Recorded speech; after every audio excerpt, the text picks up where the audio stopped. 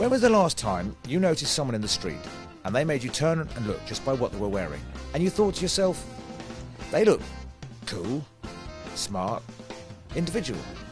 Someone maybe with a sense of their own style. Let's face it doesn't happen often, does it? So, why is it that nowadays the emphasis of street fashion is comfort and not cool? It's therefore not surprising that today's fashion houses are turning more frequently to the decade that put the art into smart. Back in the day, we used to pay a fortune to look different. Now they pay a fortune to look like each other. What's that all about then? Luckily, my chauffeur here knows exactly where to find the answers to those questions.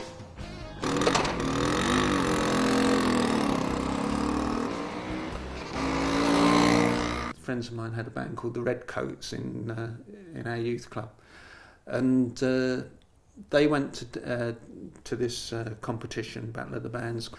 While we were there, I saw this group of guys with immaculate sort of Tony Curtis type haircuts cut by Italian barbers. They had bum freezer jackets with half belts almost up into their shoulder blades at the back. All the buttons were cloth covered buttons. They had trousers with slits up the side with a couple of buttons up the side there, side lacing winkle pickers, slim ties, cutaway collar shirts, which was really outrageous.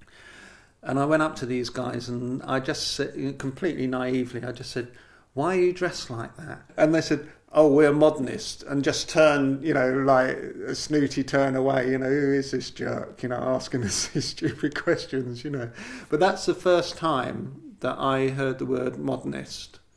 It's sort of 1960, 59 even, after those Ted's Victorian men, suddenly this sharper look is emanating. I remember my cousin said, "I've just been to see this incredible film called La Dolce Vita," and a crucifix, his cross is flying over Rome, and these men in black suits and shades, and it sounded very exotic. And you'd see people around here in Soho kind of looking like that. So I was always interested, and I think I wanted to get that look. And I thought, well, the way to get it, I better learn to make it, then I can have it. So I did. Well, when I was very young, going back right to the beginning of the 60s, where I lived in a small town, nothing was available. So I would make some of my own clothes. The first one I ever copied must be Brigitte Bardot. But in 1963, I saw this pattern in town, and it was a shift dress, and I thought, my goodness, that's different. I love that. That was sort of the change. It all started there. No one used to buy any old clothes, though, and I used to go around markets and buy old uniforms and frock coats, and it's a sort of natural progression into making a few things for a boutique. You got the shop, you painted it purple, you hang the embroidered shawls up, and you put some things in it, and satin and frilly shirts, and away you went. And that was Carnaby Street. In 1965, we started the shop known as Granny Takes a Trip.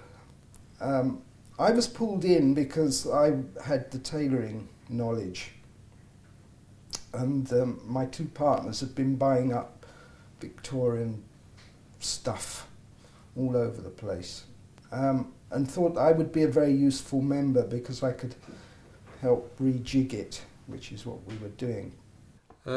We opened a place in Kensington Market in October 67 when it first opened, and it was called The Heavy Metal Kids, which was a line out of a John Steinbeck novel. Before it meant heavy metal music. He came back and said, "We've got to get a place in here," and we didn't know what we were going to sell, what we were going to do, but he wanted to get a place in there, and I was working at Q department in Austin Reeves at the time. They said, "You've got to chuck your job in, and we've got to do this," And we all had sort of French haircuts, like parted here, coming down here. The shop was like a submarine. It was silver and a curved round on one corner, and instead of a door it had a big egg-shaped hole with a plug in it that we used to plug up every night. And inside it was totally Art Nouveau. And a bit later on, we moved round the corner and we opened another one called Cockle & Johnson. And we just did shirts, because the French were doing skin-tight shirts with 6 pleats at the back, 2 front pleats, that sort of thing, 1-inch collars, little pointed collars, before all the high stuff came in again. And then found that we had quite a big following in the pop world, which was good for us. The Beatles walked in and said, "Oh, they did it all themselves, it's great, isn't it?" There were a lot of people coming, obviously Rod Stewart and people like that. All the guys from Unit 4+2, Argent, all those sort of bands. And a lot of them I didn't know who they were. Now, as far as our influence was going, it was certainly Victorian, and it was Aubrey Beardsley, the Art Nouveau movement.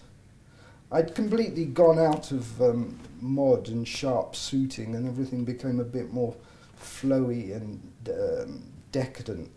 So the influence would have been Beardsley, Oscar Wilde, all the decadents. My partner was an artist, still is. And so, yes, it was important for him to have that sort of outlet. Well, it became a bit like Warhol's factory, you know, there'd be somebody doing something in the corner. There would be posters designed, there's band rehearsing in the basement. Our customers would come in and demand, say, "I've seen the Beatles wearing this shirt on the cover of Revolver, and I want one like that." And we'd say, "Well, piss off, we did that yesterday and we've stopped doing it now, and you can have this." Things could have been milked to death and made a fortune, but we had integrity, and we'd lose interest. You know, we've done that. Next. You have the certitude, if you like, and the arrogance of youth, whatever, and you just do it, and if they like it. You know, music was made in the same way. Well, we made art. They say, what is it? Men's tailoring is a craft and ladies is an art. And we were kind of bisexual by that time, so we were making art, let's say. And it's held up and become collectible simply because of what it is. As with any great period in history, some people will go to extraordinary lengths to preserve what they see as the most important landmark in fashion history. The most serious crusaders have even gone as far to compile their own museums dedicated to a single designer or shop, whilst others have succeeded in making it their living, meeting both the specific demands of serious collectors and the more individualistic of the general public.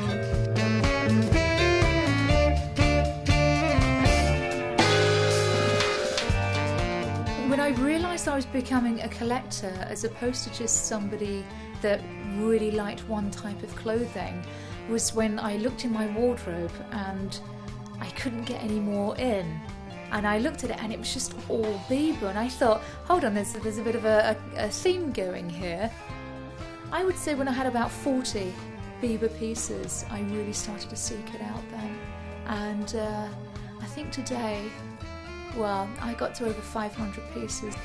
The whole point of things like whether it's Bieber, whether it's Quant, or whether it's any fashion from any period, is that somebody can tell you why they bought it and what they did with it and how they wore it, and then when they pass it to you, it's like being passed a piece of treasure. You know, it's like inheriting something from somebody. I think people are more eclectic generally.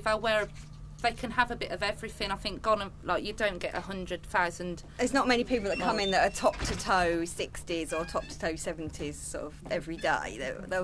They generally, somebody wants something a bit interesting and original to mix in with their contemporary clothing. Like usually when somebody comes in, if you can see they're into 60s stuff, you can generally think, oh well, they're going to be very 65, or they're 66, 67, 68. Because if somebody's head to toe, it's usually like Rita Tushingham or Kathy McGowan or Julie Driscoll, and then it's Janis Joplin, and then it goes on and on like that. Usually you can just think, oh, I've got your number, I know what you want. It's shoes and boots, and it's the classic slim foot and what we call a matchbox heel, which is basically, it's a tiny little heel, which is that. And the reason that it's called a matchbox heel is because basically it looks like a tiny little matchbox. And this is the classic sort of mid-60s period, sort of 65, 66. After that, heels started getting wider, and then by sort of 68, the Louis heel had come in and heels became a lot thicker. But the thing I like about mid-60s shoes is they have this elongated design about them which matches the clothes, because the clothes were made very long and very cut very high up the armhole, because then it gave your body a very long, lean look. And so, you know, they made shoes to match that look, very long and very lean. Of course, you've got to have the legs that go with it.